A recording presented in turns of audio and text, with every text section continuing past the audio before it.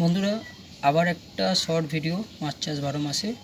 এবারে অর্নামেন্টাল বেডটা, এটাও আমার ঘরেরই মেল। আমি যেটা বলছিলাম মানে আমার আগের ভিডিওতে, আজকে যেগুলো আপলোড হবে তাতে দেখতে পারবেন।